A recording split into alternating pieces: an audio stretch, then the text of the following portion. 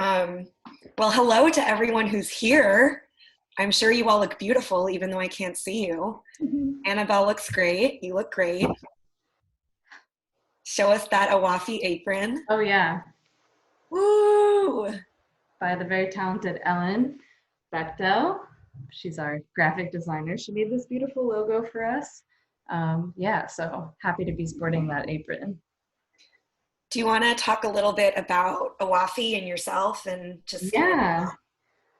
So my name's Annabel Rabiyah, and I am the co-founder of Awafi Kitchen, which I founded with my cousins a couple years ago in an attempt to put Iraqi-Jewish food on the map. And Iraqi food alone is not something that's usually seen in restaurants or just in the culinary field in the US in general. So this was a chance for us to share our food with people, and something that's really important to me is to share stories. I think that Iraq has a very limited representation in this country, and so trying to create some diversity of narratives and also really to highlight the history of Jewish people who lived there for thousands of years. And so we've done a variety of pop-ups across Boston and New York. We do catering, and now in this time of social distancing, I'm really excited to be, sharing stories and recipes online. So this is a really great opportunity. Thanks, Annabelle. We have a question from someone saying, are there any recipes we need to print? No. We're doing more like a demo today. It's not going to be a cook along, if that makes sense. But this is a great recipe to do a demo with, because the recipe itself is incredibly simple, and I'll talk through it. And I think the hardest part about it is to actually see how to form them, how to shape the pastries, and so you'll get to see that today. I'm so excited. Before we move on, I just want to intro myself. My name is Hannah Aliza Goldman, and I'm here representing JFREJ, Jews for Racial and Economic Justice. I'm a member of the Mizrahi and Sephardi caucus. So I'm just going to give you a little blurb of what JFREJ does, what the caucus does, and then we'll get into making baba.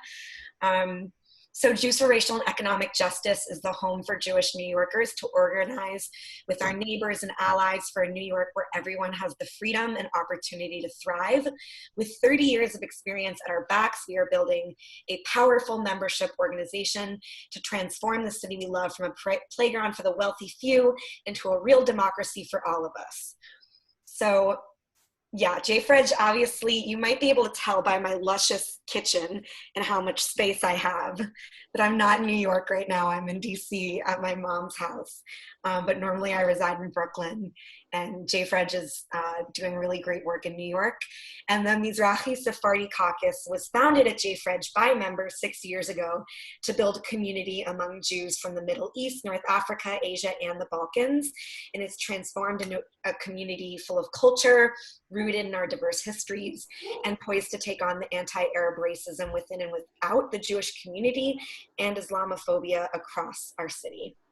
So that's just a little rundown of what JFREJ does. I met Annabelle through JFREJ, and I'm really excited to talk with you about the baba today. So do you want to show us the dough first of all? Sure, and I'm just gonna grab something from the fridge in a second. It's quite warm in Boston today, I imagine also in DC. So I wanted to keep them at a good temperature, but I have the dough ready here. And this is a super simple dough. The main ingredients are flour. I used all-purpose white flour, oil. So for 2 cups of flour, I used a quarter cup of oil, a teaspoon of salt, a little less than a teaspoon of yeast, and a teaspoon of hawaj, which is, I will show you. So, so this is a spice blend that the recipe is from my great aunt, Mama Tina.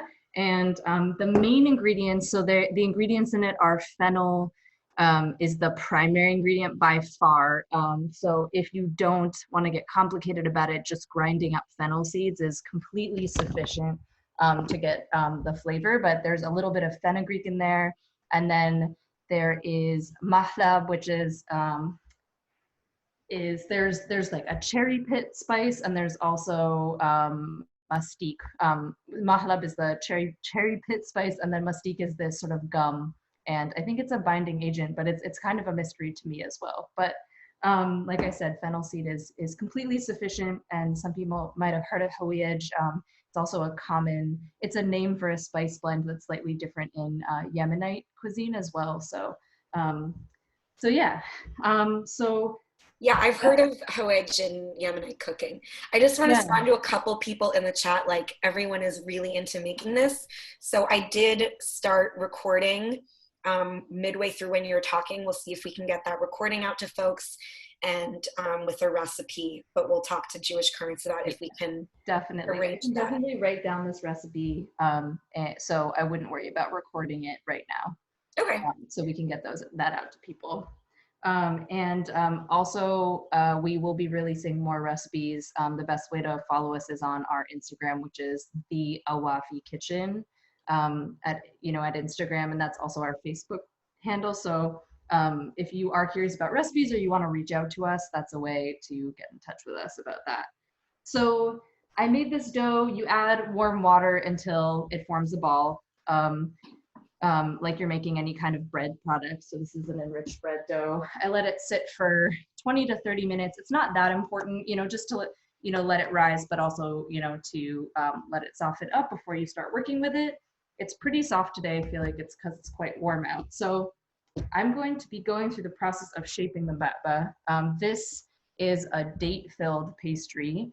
It's a bread pastry. It's kind of a biscuit. It's not very sweet. It's something that my family would commonly have with tea as a snack, or potentially at the end of the meal, but not so much a dessert. Though I do know I definitely have, it's something that takes a lot of labor to make. So it is common to have it during festivities like poem and, weddings, stuff like that. So, and my main experience with it was that the aunties in our family would make hundreds of them. And then if you were really special, you got a bag that could go in your freezer and you'd have it whenever you want. And my goal is to become one of those aunties now. So I'm trying to perfect the recipe.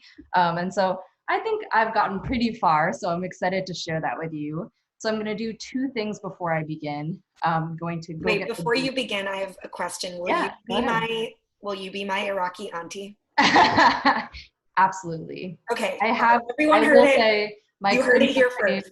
What? Oh yeah. You heard it here first. Annabelle is my Iraqi auntie. I want, in the mail tomorrow, I want to see my بعبع. But in all seriousness, I do just want to say that I'm drinking cardamom tea right now. Oh. Because I hear that's a good pairing with the بعبع. And our friend Sivan also likes to make lots of بعبع. And I feel like it's really a sign of love. And the way that I knew that she really loved me was that I went to her apartment and she had made them without the sesame for me because I'm allergic. So she not only made them for me, but she remembered my allergies. So that's just a memory I have. Am I pronouncing it right? Is it بعبع? بعبع. So it's بعبع. Bob-ayin, but I think it's really hard to find the English equivalent for ayin. So actually I go by, I didn't spell it right on here. I was rapidly writing my name in, but my last name is Rabi because they basically, our name in Iraq was Rabiyah, which is just the same letter at the end of the name. But when they immigrated here, they were like, that's confusing. We're just going to cut out the ayin. And so it's Rabi. But recently I've been, going by Rabiyah because I really love the name and it means spring. And so I wanted to represent that, especially when I'm doing food work here. So yeah, but it's a really hard letter to write in English. So بعبع is impossible. I did a pop-up. You use the 3 sometimes? Yeah. So there's there's the air BZ. They call it, but it's, they have numbers for some of the Arabic letters that don't translate to English. So that's useful, but only for people who get that. So I think that still working on the best English spelling, but I've been going with BA''BE, بعبع. Yeah. And I'm sure, I think I have some family members watching right now, and they're probably cringing at my pronunciation not being quite right. So we're all doing the best we can in the diaspora. But continue with the dough. Yeah, so I'm gonna do two things. I'm gonna get the dates and I'm going to turn on the oven. So bear with me.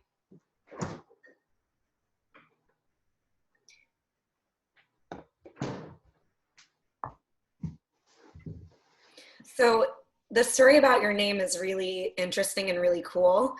I'm also right now like adding my middle name to my name more.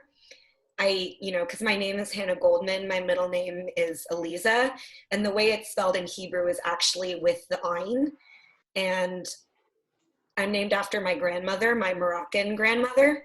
So it's kind of like a way for me to acknowledge both my Ashkenazi heritage with Goldman and then my Moroccan grandmother with Aliza.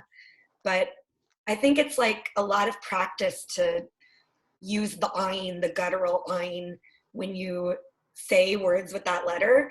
And so I've just been kind of taking it slow. And when I read Hebrew, usually in prayer, I've been doing the hut and the ayin more and more, and it becomes more natural. That's great. I'm so glad that you Yeah. brought that up. I think that's something a lot of people don't recognize is that Jews of Arabic speaking descent pronounce a lot of Hebrew really differently. And Yeah. yeah, and I mean, I think everyone claims their own language to be the most original, but I definitely know my family claims, oh, this is the actual way to speak Hebrew. Right, it's the But, correct way. yeah, yeah, and like, yeah, I think the ayin in there is a very, yeah, and I think it's super beautiful, and I love hearing my family speak Hebrew when they're doing prayers. So, you know, I'm so glad that you mentioned that, and that's so cool that that's how you're practicing that letter. Yeah. I really appreciate that. Yeah. So, the main specialty ingredient in this, otherwise it's pretty straightforward, is the dates. So, you know, I could do the very labor-intensive process of making my own date paste from dates, but I don't even know how to do that. It's so antiquated. No, but I know that I guess that could be a very meaningful thing, and maybe a COVID relevant thing if dates are the only thing you can find and you have the time on your hands. But this is a really great product and is usually available in most Arab specialty stores or Middle Eastern specialty stores, probably even Greek specialty stores. And it's pitted dates. So this is the package. There's probably other packages. This is the one I generally look for and is the most common. So then it's this kind of consistency. And what I do before I roll the بعبع is I make balls of date paste. And, you know, once you've made a bunch of them, you don't have to weigh them, but I start by weighing them if I want to get, or if I'm doing this for an event and I have a very precise measurement, I weigh them. It's about 4 ounces per date ball. So I have a couple here. I guess I'm going to turn my camera down to my hands at this point. So then, so I have my date balls, and actually it's helpful when they're a little, so I put them in the fridge because when they get really warm, it just gets much stickier. But if it is very sticky, you can just wash your hands and have wet hands, and that helps them not stick to your hands. So here's our dough, and I'm going to make 6-ounce balls of dough. I'm sure, yeah. So then this is approximately the right size. So then I have a little disc. You can roll it into a ball and flatten it out. So I'll do that, and then, or you can, you know, you can just approximate. They don't have to be perfect. But the more they're a round shape before you flatten them out, the more likely you're going to have an even rolled out بعبع. That's the most challenging part. My friend was teaching me how to make mufleta, which is like a kind of Moroccan crepe, and she called it grandma hands, the way that you just like, the grandmas would have a ball of dough, would just move their hand around, and it would magically like be a perfectly formed ball of dough. That's how I feel. No one in my family makes it, but I've watched videos of like the traditional Iraqi bread is this huge flat bread, kind of like naan bread, and there's videos of people just like flipping it. They flip it, the dough from hand to hand, and it gradually gets bigger. It's like this magic thing to me that I haven't completely figured out how to do. So I've made some dough balls here. This is something that my cousin says Mama Tina always did, and you sort of like put 2 fingers down, and it's a very important step. I think it's more for good luck than anything, but it probably helps. Then you put the date ball in the dough, and I'm starting to wrap the dough around the date. And then I want to make sure it's nice and sealed. So what's most important at this stage is ideally there's an even amount of dough around the date. So that when I flatten it, the dates are not going to pop out anywhere. It's going to be nice and even. Annabelle, I'm learning from you because I often make ma'amul, which are like another type of date-filled cookie, common in a lot of Arab countries, including Morocco. And the date paste, I warm it up so I can put the like zest and spices in it, and then it's so gloopy. So this tip of making them into little date balls and refrigerating them, this is like mind-blowing. Yeah. So do you use the mold for the ma'mul or? No, I've been shaping it with my hands and then pressing a fork, but I just ordered from eBay these little tongs. So I have these little tongs now, and I'm going to start experimenting with how I make my little designs. So this is, I'm excited for your ma'mul. I hope to see some pictures. So they kind of look like moons. This one's not as thin, which is kind of nice. You can make it as thick or as thin as your preference. I like them quite thin, but I've been trying to make them a little thicker based on people's requests. So you should be able to sort of see the date as a little bit of a transparent circle in the middle, and you can see there's a bit of an edge of dough around the edge, but you can definitely see the date is pretty evenly distributed around the middle. So I'm going to put that on our sheet tray. And I should mention that I preheated the oven to 375. You could do it between 350 and 375. If you want to go a little faster and maybe get them a little bit more crisp on the outside, you could go a bit higher. So yeah, so I mean, it's really as simple as that. I will say before I'm going to make a couple, I'll make about 6 of them, and then I'll show you the step before you put them in the oven.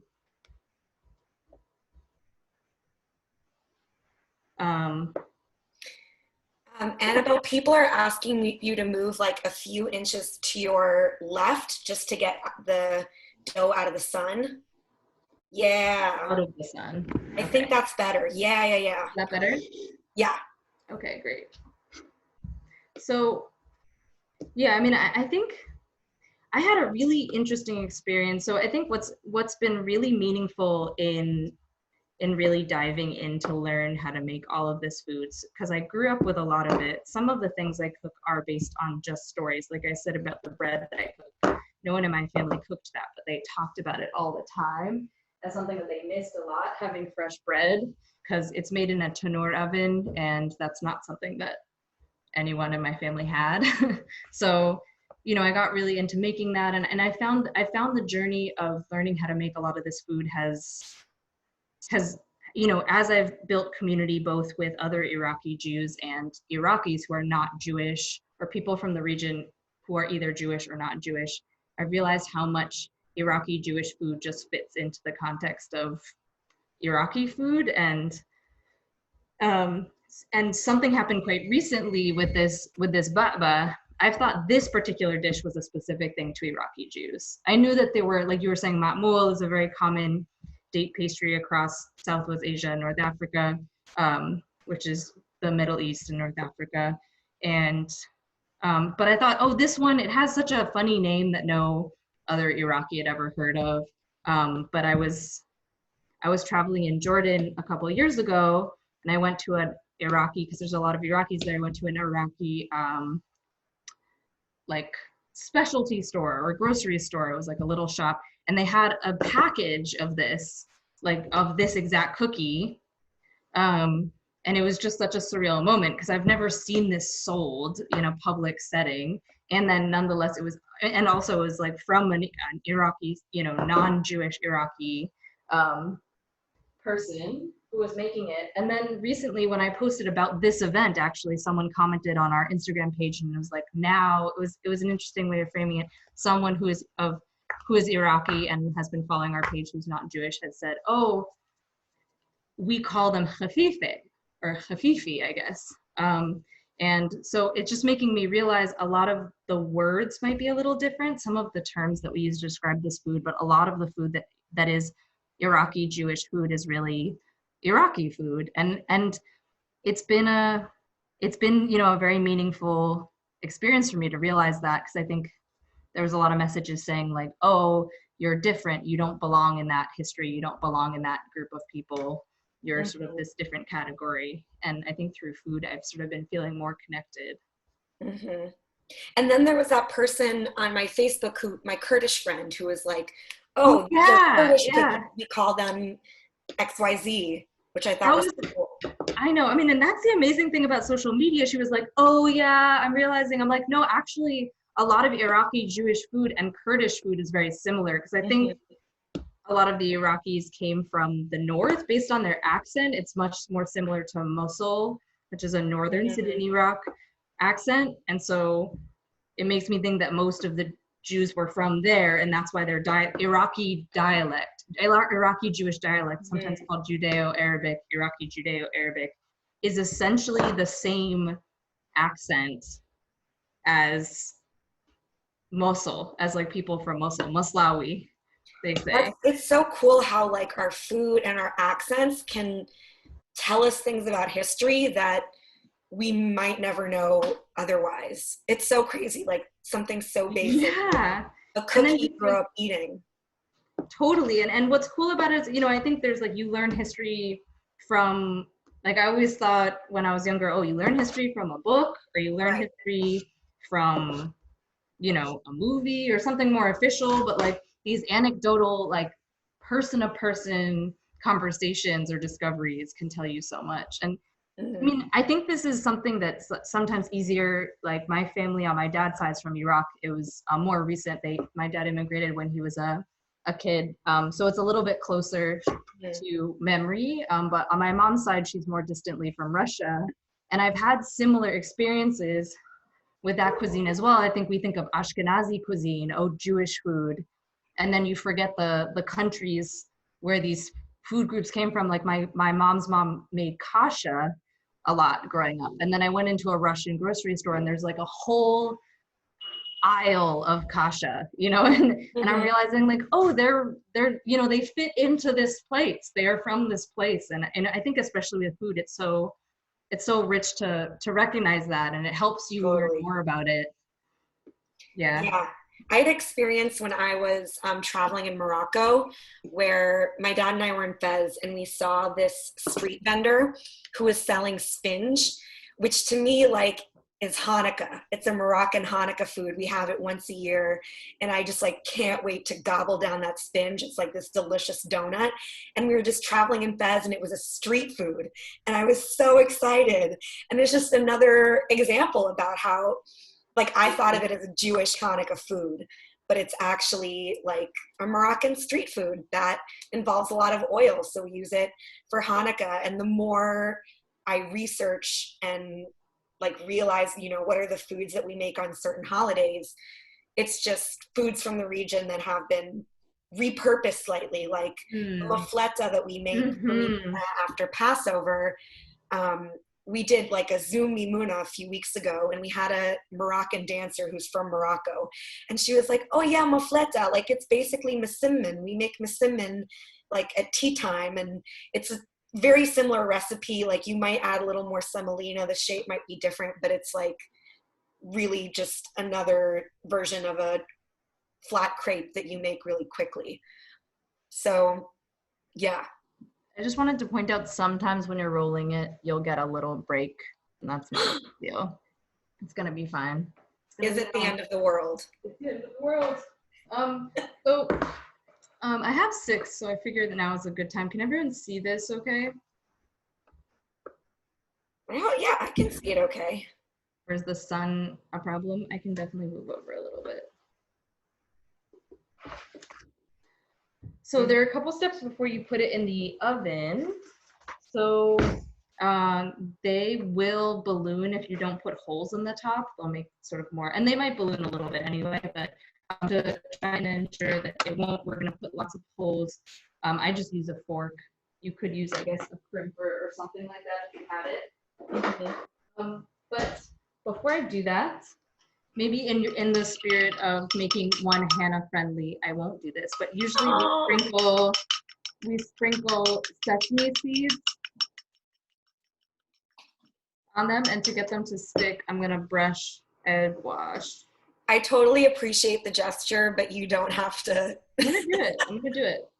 I'm gonna put egg wash on it anyway because, so this also isn't vegan friendly, but there are like, I've heard aquafaba or other vegan egg wash substitutes like sugar water or flour and water will keep the seeds stuck to the top. It just won't. I really like the egg wash because it creates this really nice golden brown top. I love when I don't know if you can see this corner one, but oh no! I spilled a little bit of the egg wash, but it's okay. I'm gonna just quickly throw a towel on it. You got it. All right, we're good. But I was so excited to show you this corner one. I think they look like moons. I love how beautiful they are. And actually, I was making these, and a friend said that they reminded her of Chinese moon cakes that her family made, and I love that. There's a lot of moon cakes, like the more homemade ones that are very similar to this. I think this is a very common way of making pastries, and it's nice to feel connected. So after I do the egg wash, I just make a bunch of holes, and I do it after the egg wash because otherwise the egg wash will just fill the holes. And they also kind of look nice.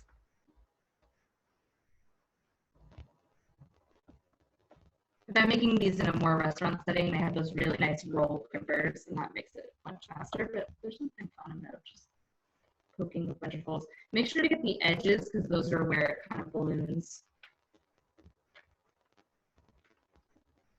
All right, and then I sprinkle some sesame seeds.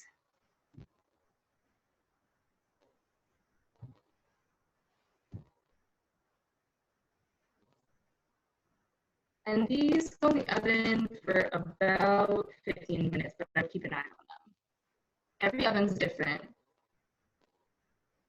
I think that's why sometimes, I don't know if anyone's noticed this, if you ever ask someone who bakes in a variety of settings, oh, what temperature should the oven be? How long should it take? They might be kind of vague about it because every oven's a little different, especially if you have a convection oven, it goes so much faster, it's so much hotter in there. So it's best to just keep an eye on it, and then you start to get the hang of it once you've made them a couple of times. So I just add a few more. Annabelle, what's the most oven بعبع you've ever made at one time? Oh my God, I don't know. I've probably blocked the memory out. No, I'm just kidding. Gonna pop these in quickly.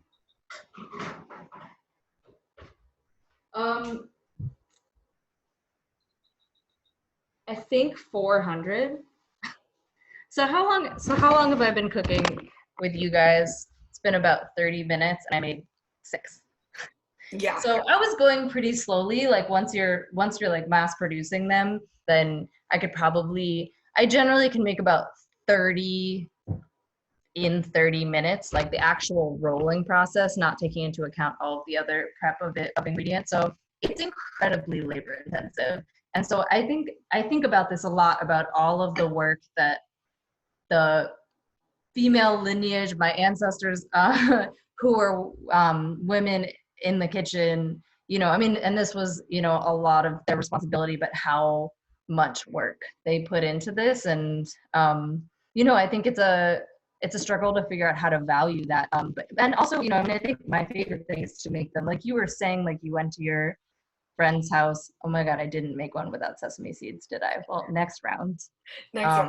Yeah. I'll make one right now. It is really wonderful to do it as an act of love. I mean, it is an act of love because it's so much labor, but I have been really charmed to notice a lot of my cousins have been, for the first time, learning these recipes. And I've finally gotten my auntie status of being the person that they text I'm not sick of it yet. I think the older generation is sick of it, so they're like, "Oh, Annabelle's fresh. We can ask her."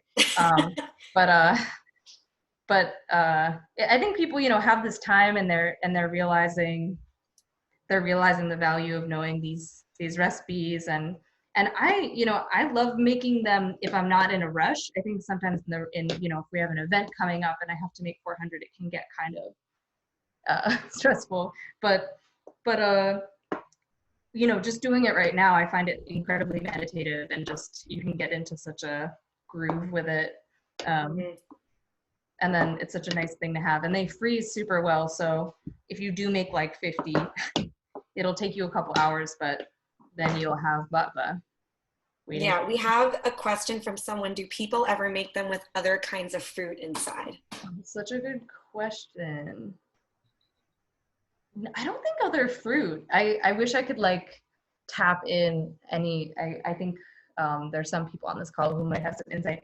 I know, so mahbouz is like the overarching term for all of these breaded pastries, and that's the Iraqi-Jewish term, and the non-Jewish term is klecha, which usually is all of these sort of enriched dough pastries that often have dates in them, but a lot of them there's some sambusak, which has cheese in it, and I know there are kind of mahbouz that have almonds in them, like in pieces.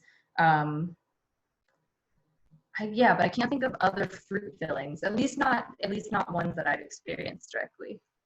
I will say that I was in a specialty store in DC and I saw quince paste, and it was like a jam made of quince and lemon juice and sugar, and I put it in my btamur, and it was actually really good. So good. Yeah, that sounds great.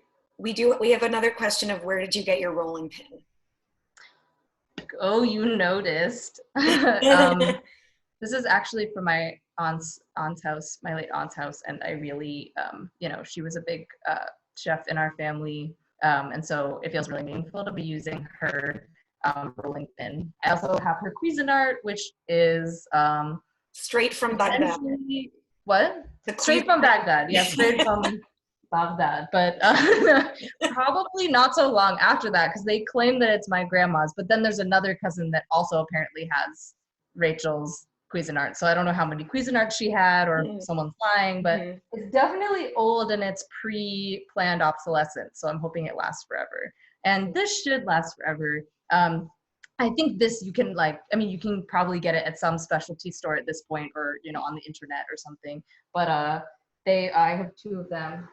I don't really understand why the more typical rolling pin has like this separate roller and handles, and then it's impossible to clean because these are so nice to use. I guess they can be hard on your palms, but and I don't really wash them very intensely. I just like let the oils continue to soak, and it creates this really nice sort of protective oily covering on it. But yeah, they're generally from some Middle Eastern region, and I think they got people in my family who have them got them from somewhere, or Montreal, which seems to be I have a lot of family from Montreal, and they're like, oh, well, you get it in Montreal. Right. But I'm sure like Dearborn, or if you find New Jersey, so yeah, when I came, it's a great question. I'm so glad you noticed that. When I came to DC to stay with my mom during the pandemic, and it was right before Pesach, before Passover, and the past few years I've been making Moroccan haroset, which you use date paste. And I was like going all over the city to find it. I ended up driving to Virginia because I was just like, no, it's not the same as dates. It's easier if you get the paste. And I ended up finding this like really cute little store. So for anyone in the DC area, I think there are stores in Arlington and like a store in Kensington, Maryland. But that's where I got my date paste. It's an adventure. Sometimes that's how I feel about amba, which is like the Iraqi condiment. That's another thing that I think Jews and any other group of Iraqis can agree on, is this condiment. It's actually from India. I have a bottle I can show you. It's actually from India, and it it's in the back of my fridge now that I've committed. Okay. You got it. I got it. This is the brand, I think everyone has their own brand, but this is the brand that my family is devoted to. It's from 1883 was this company was founded. But for whatever reason, it's a mango chutney. So it's very, I think, people from South Asia, it's very familiar to them. And then also people from West India, like Caribbean people, because of the diaspora of South Asians there. I have this a lot, or a similar variety. But this particular brand had caught on in Iraq in a big way. It's like Iraqi ketchup, and it's generally something that accompanies a lot of other food. And a story that I really appreciated, someone else who was a food producer, who was an Iraqi Jew, shared this in one of their menus, Michael Rakowitz, that apparently when Saddam Hussein was found in his hideaway, his cave, there was just like a cupboard full of amba. So,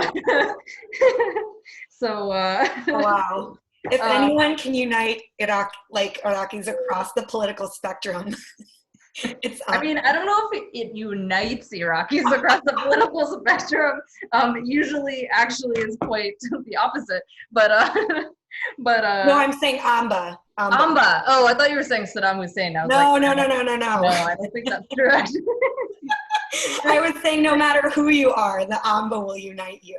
Okay. I guess I didn't phrase that well. No, that is definitely true. Is our baba considered parve or milch? I don't know what that means. Parve, like it has no meat, right? Or no milk. Sorry, so yeah, I'm like not very good at yes, there is no meat.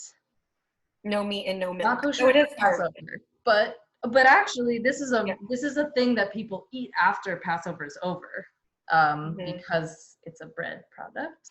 And so we actually have a special celebration like Mimuna, which I think people are, some people might be familiar with. I don't know if Hannah, you wanted to share like a little bit. So we both are excited about our end of Passover celebrations. Maybe you can talk about Mimuna. Yeah, well, Mimuna was the place where I first, no meat or dairy, I meant kosher for Pesach. It is not kosher for Pesach. So you'll hear a little bit about this right now. Right. But yeah, so we met at Mimuna. I had talked to you on the phone prior, but I met you at Mimuna because you had come up from Boston with how many, Baba? Like 250 and then 250 sambusak. That was a big one because I did that by myself. Oh my gosh, the sambusak, fun. They were the cheese pastries, right? The sambusak I had sambusak jibban, yeah, so the cheese ones, and then these. Yeah, so we, Jews for Racial and Economic Justice, JFREJ, put together a huge Mimuna party last year, and Annabel was one of our caterers. We also had baklawa and other Arab sweets from Nablus Bakery. And it was just like a really cool event. Mimuna is traditionally a North African, particularly Moroccan tradition, where you have this basically like party of carbs after Passover is over. And it was just carbs. Yeah, it was a really special holiday. I think of like Mimuna being so rooted in a place. It's like very rooted in Morocco and North Africa. And I think our Mimuna was like also very rooted in New York. We did it in Bay Ridge.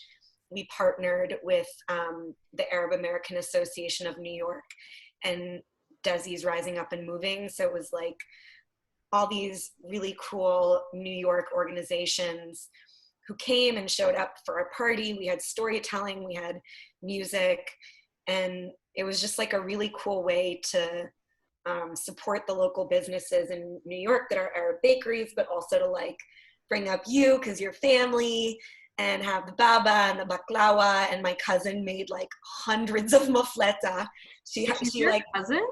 Yeah, and that was my cousin. It's kind of a long story, but we're like, of course, we're related through marriage. Like my dad's sister is her aunt's husband's wife. I don't know, but she made hundreds of mufleta, and it was really, really cool. And it was like a really cool example of how this food that is from a region where Jews have lived for hundreds, if not thousands of years, was a way to bring Jews and diaspora and also Arab Americans and diaspora together over like this common food that we eat, and of course our allies as well.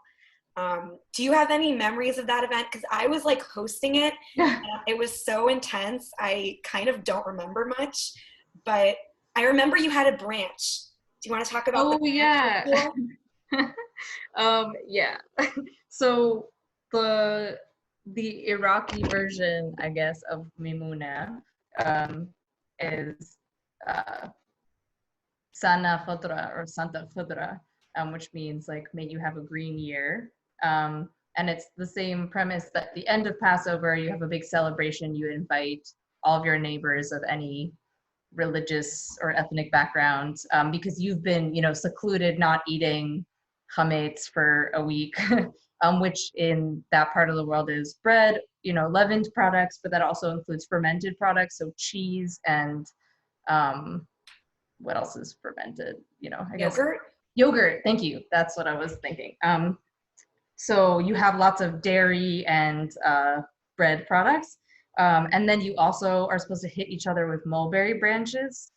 And so I didn't find any mulberry branches before Mimuna, but I did go to a park in Harlem and find some branches that I felt pretty sketchy about cutting down. But and then some guy came up to me and he was like, "What are you doing?" And I was like, "Oh, well, there's this Iraqi celebration." And he was into it.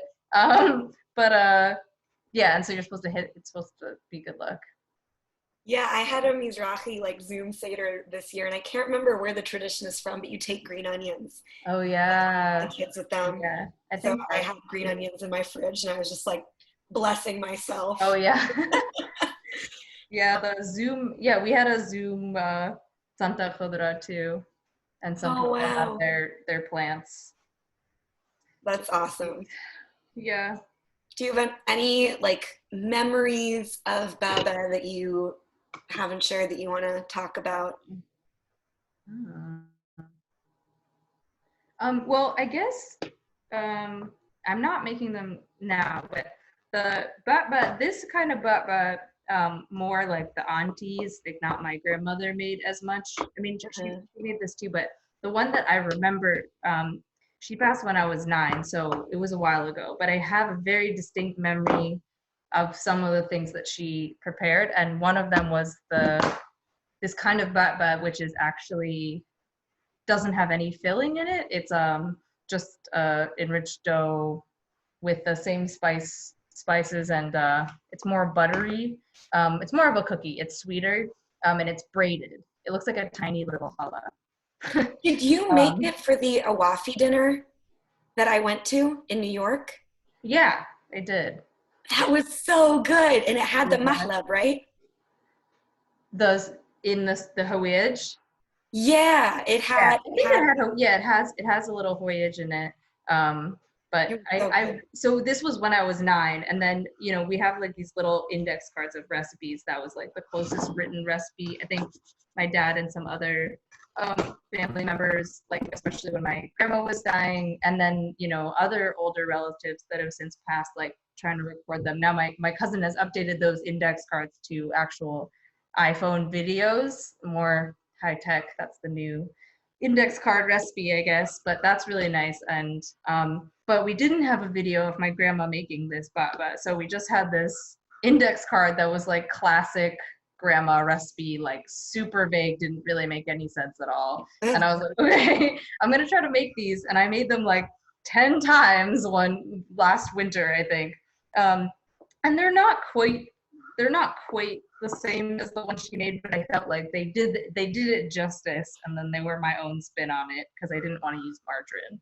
That was in the recipe. I'm sure that our deeper ancestors didn't use margarine, but that was definitely the update, because I guess it's not parve or non-dairy. Yeah, so dairy, yeah. Right. Oh, so that's I think what people were asking. Yeah, these don't have any dairy in them. The dough is just oil, flour, hawiyaj, salt, and yeast.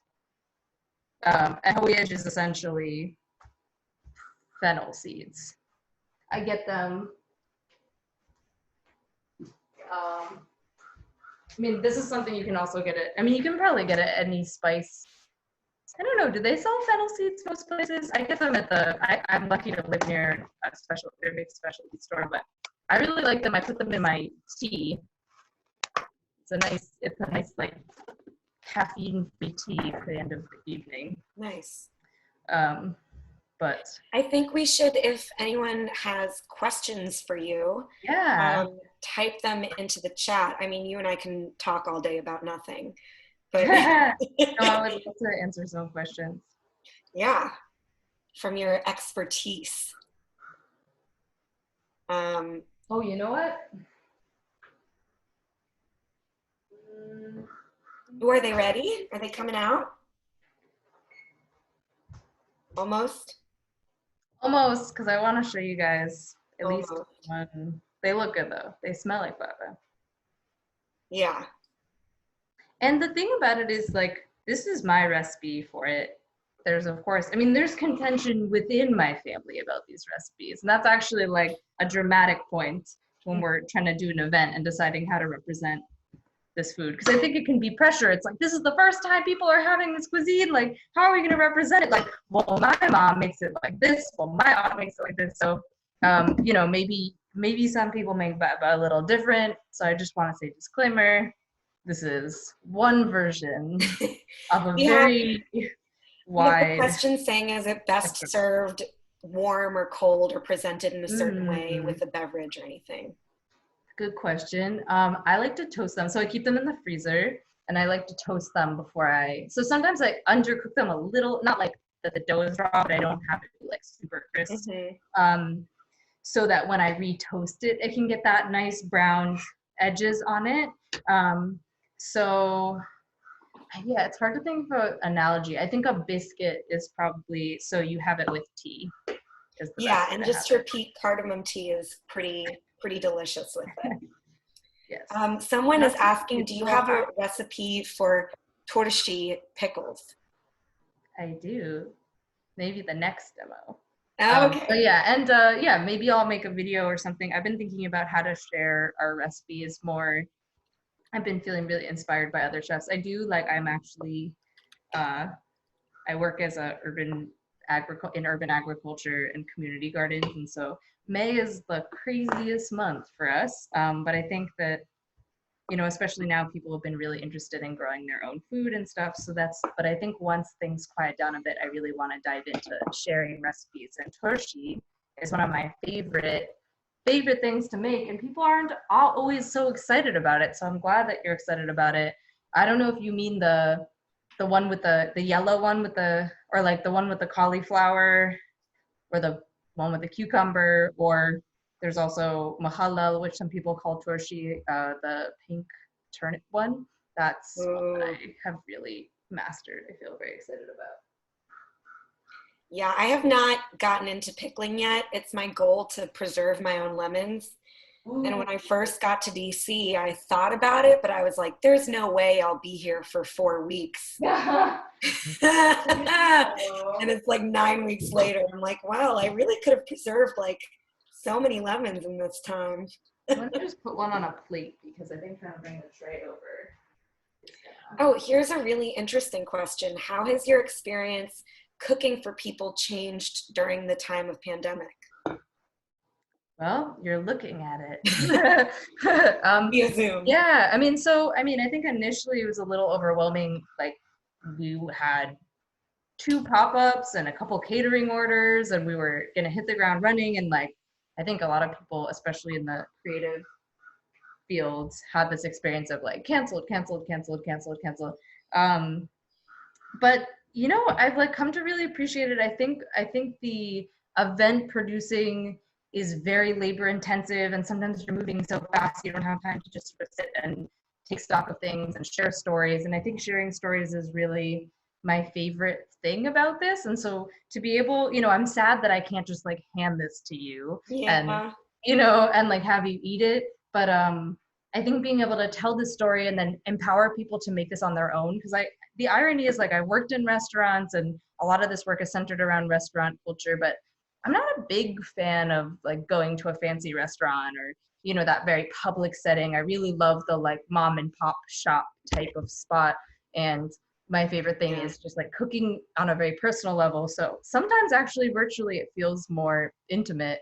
I'm not seeing any of you, so that's kind of sad, but it's nice to be able to talk and hear your questions. And I will show you. Can you see them? Where's the sun? Can you see it?